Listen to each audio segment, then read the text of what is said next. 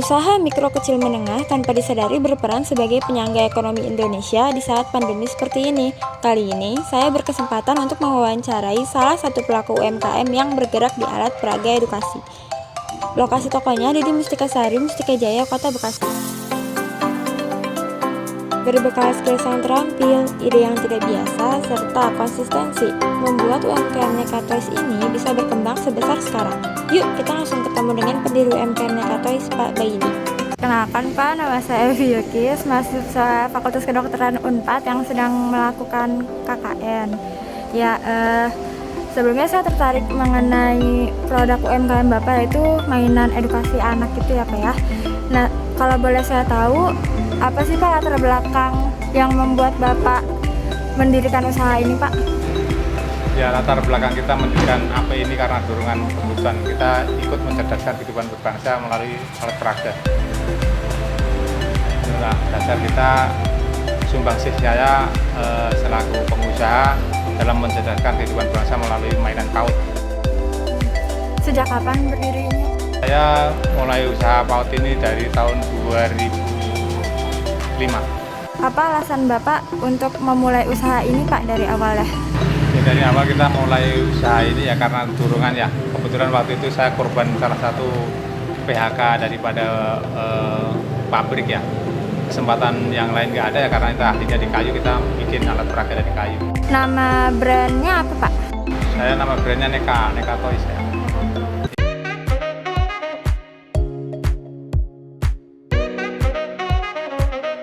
Bagaimana ya cara membuat alat peraga edukatif ini?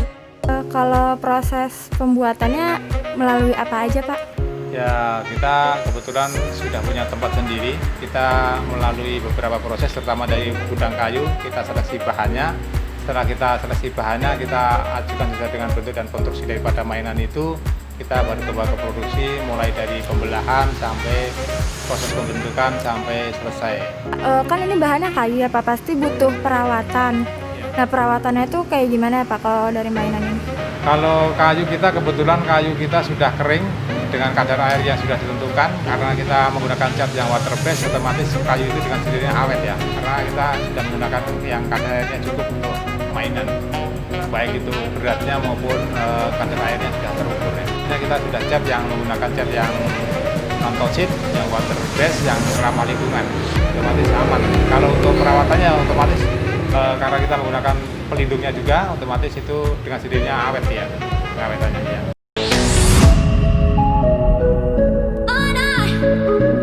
Kalau harganya range berapa aja Pak? Kita tergantung bentuk dan fungsi daripada mainan sesuai dengan tingkat kesulitan juga, karena kita bikin mainan itu mungkin barang-barangnya kecil, namun kita bukan melihat kecilnya tapi fungsi dan kegunaannya. Jadi harganya ring kita dari harga sekitar 5.000 sampai 2.400.000. Omsetnya udah dapat berapa aja Pak? Kalau omset kotor ya sesuai dengan hitungan kita ya sekitar 50 sampai 100 juta per bulan.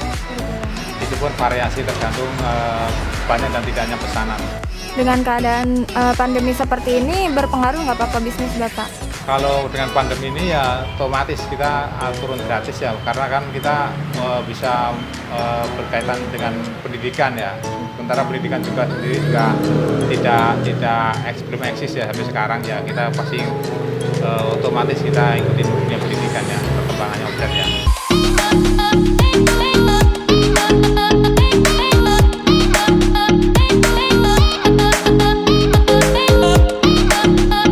Kira-kira nih Pak, ini tuh dijualnya di mana aja Pak kalau misalkan ada yang mau beli? Ya, kita ada di pasar tradisional juga ada, mungkin sampai tingkat pasar modern ada, mau retail ada, mau yang grosir kita juga siapkan.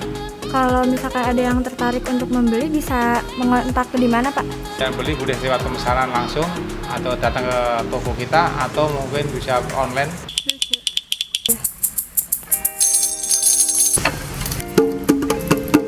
Tidak hanya sebagai mainan, tapi ada edukasi di dalamnya seperti mengenalkan alat musik, disiplin waktu, kecerdasan, profesi, tempat ibadah, pengenalan gender, rambu lalu lintas, dan masih banyak lagi.